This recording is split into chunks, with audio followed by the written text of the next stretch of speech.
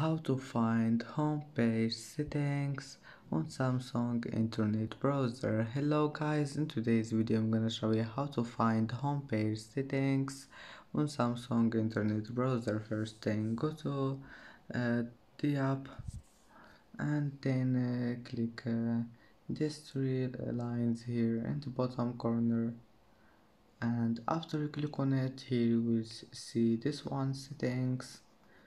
Click settings, and as you see here you will find homepage.